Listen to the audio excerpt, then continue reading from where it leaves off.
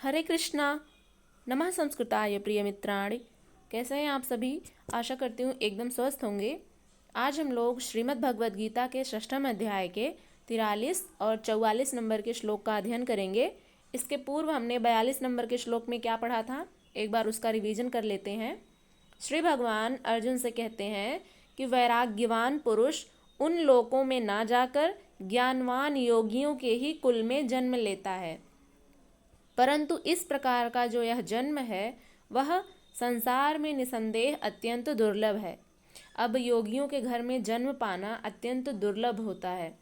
यहाँ तक हमने पढ़ लिया था।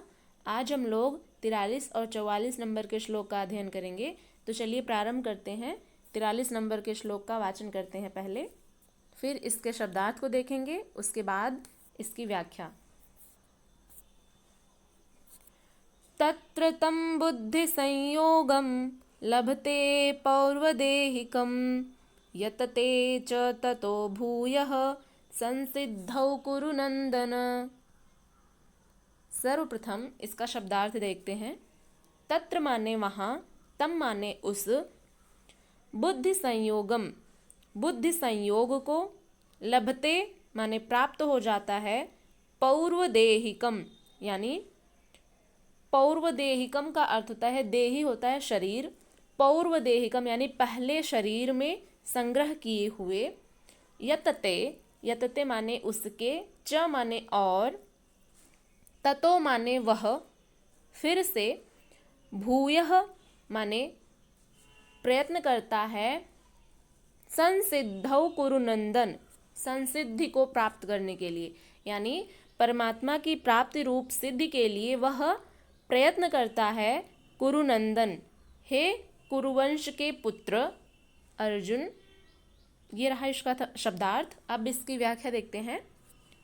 श्री भगवान अर्जुन से कहते हैं कि वहाँ उस पहले शरीर में संग्रह किए हुए बुद्धि संयोग को अर्थात समबुद्धि रूप योग के संस्कारों को अनायास ही यानी अपने आप ही प्राप्त हो जाता है, और हे कुरुनंदन उसके प्रभाव से वह फिर परमात्मा की प्राप्ति रूप सिद्धि के लिए पहले से भी बढ़कर प्रयत्न करता है। यानी पहले से भी बढ़कर प्रयत्न करने का तात्पर्य यह है कि जब कोई योगस्थ अपनी योग साधना में लगा रहता है, उस दौरान यदि उसका मन विचलित हो जाता है तो उसे ऐसे लोगों के घर में जो ज्ञानी होते हैं, जो योगी होते हैं, जैसे कबीर, तुलसी आदि का हमने उदाहरण पिछले वीडियो में पढ़ा था, तो उनके यहाँ जन्म लेते हैं। कौन लोग?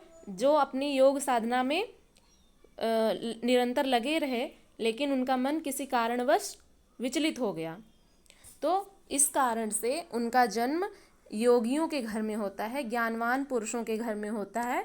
तो फिर क्या होता है, जब वे जन्म पा लेते हैं उसके बाद पहले शरीर में संग्रह किए हुए बुद्धि संयोग को, अब जो पूर्व के उनके कर्म होते हैं वो तो आत्मा के साथ ही रहते हैं। जब नया शरीर धारण करती है आत्मा तो उसके जो संस्कार हैं, उसके जो कर्म हैं वो तो बने रहते हैं।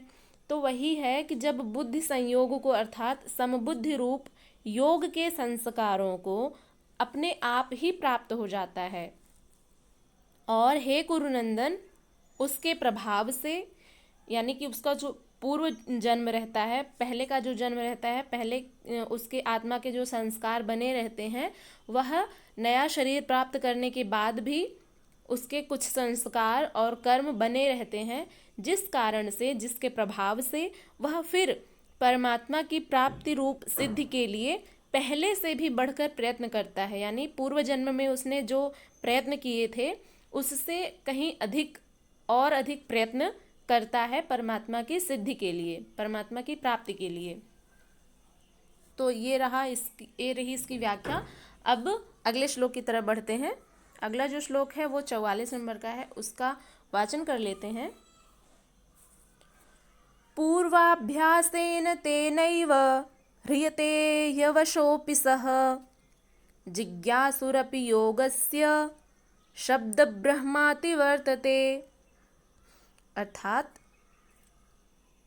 श्री भगवान पुनः अर्जुन से कहते हैं पूर्वाभ्यासेन यानी पूर्व के अभ्यास से, तेन एव, तेन माने उसके, एव माने ही, ह्रियते ह्यवशोऽपि सः, ही माने क्योंकि, वशो अपि वश में, अपि माने भी, सह माने वह जो योगी पुरुष है जो अपनी साधना कर रहा है वह, ह्रियते माने योग भ्रष्ट, ह्यवशो अपि सः पराधीन हुआ भी वह, जिज्ञासु अपि जिज्ञासु प्रवृत्ति का होने पर भी, योगस्य यानी योग का, शब्द ब्रह्माति वर्तते, शब्द यानी कि जो शब्द कहे गए हैं, जो वेदों में कहे हुए सकाम कर्मों के फल हैं, उनको ब्रह्मा अति वर्तते, ब्रह्मा यानी कि वेद, वेद जो होते हैं, वेदों में जो कहे हुए सकाम कर्म होते हैं उनका अति वर्तते उल्लंघन कर जाता है। ये रहा शब्दार्थ। अब इसकी व्याख्या देखते हैं। श्री भगवान कहते हैं पूर्वाभ्यासेन तेनैव ह्रियते ह्यवशोऽपि स जिज्ञासुरपि योगस्य शब्द ब्रह्माति वर्तते, यानी वह श्रीमानों के घर में जन्म लेने वाला योग भ्रष्ट पराधीन हुआ भी उस पहले के अभ्यास से ही निसंदेह भगवान की ओर आकर्षित किया जाता है, तथा समबुद्धि रूप योग का जिज्ञासु भी वेद में कहे हुए सकाम कर्मों के फल को उल्लंघन कर जाता है। यानी वह जो योगस्थ पुरुष होते हैं वे श्रीमानों के घर में जन्म लेने वाला, यानी जो श्रीमान होते हैं, जो योगी जन होते हैं, उनके घर में, जो विद्वानों के घर में जन्म लेते हैं, उनसे योग भ्रष्ट, यानी उनके घर में जन्म लेने के बाद भी योग से जो भ्रष्ट हुए हैं, पूर्व जन्म में तो योग में जब लगे थे तो मन विचलित हो गया, उसके बाद योग भ्रष्ट हो गया उनका, उसके बाद पराधीन हुआ भी उस पहले के अभ्यास से ही, यानी पूर्व जन्म में उसने जो अभ्यास किए थे उस अभ्यास से ही निसंदेह भगवान की ओर आकर्षित किया जाता है। यानी पूर्व जन्म जो होते हैं, पूर्व जन्म का जो आत्मा का संस्कार होता है उसके द्वारा, उसके प्रभाव से वो भगवान की तरफ आकर्षित किया जाता है, तथा समबुद्धि रूप योग का जिज्ञासु भी वेद में कहे हुए सकाम कर्मों के फल को उल्लंघन कर जाता है। अब यहाँ पर समझते हैं कि श्री भगवान क्या कहना चाह रहे हैं। 44 नंबर के श्लोक में कहते हैं कि श्रीमानों के घर विषयों के वश में रहने पर भी, अब जैसे मान लीजिए कि श्रीमान कौन होते हैं, श्री का अर्थ होता है लक्ष्मी, मान यानी कि मान सम्मान, तो जिनके घर में लक्ष्मी है, जिनके घर में खूब अधिक पैसा है, जो धनवान है, जो धनिक लोग हैं, उनके घर में वो जो योगी हैं उसने जन्म लिया।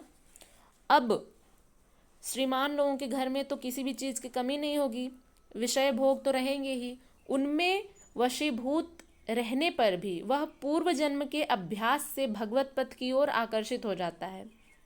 जैसे एक उदाहरण के माध्यम से समझते हैं कि जैसे मान लीजिए आप ही हैं या हम लोग, हम सब में से कोई एक, मान लीजिए कि अपनी योग साधना कर रहे हैं और उनका मन किसी विषय की तरफ आकर्षित हो गया, उसके बाद उनका योग भ्रष्ट हो गया, उन्हें परमात्मा की प्राप्ति करनी थी लेकिन नहीं हो पाई, तो अब वहाँ से उनकी यात्रा दूसरी प्रारंभ होती है।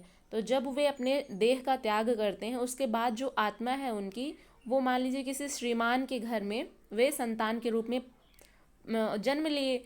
अब वो जो आत्मा है उसने नया शरीर धारण कर लिया, उसके बाद आत्मा के जो पूर्व के संस्कार थे उसके प्रभाव से वो श्रीमान के घर में जन्म लेने के बाद भी, वो उनके वशीभूत रहने पर भी आत्मा के जो पूर्व के संस्कार थे उनके प्रभाव से वो भगवत प्राप्ति की ओर उन्मुख हो जाते हैं।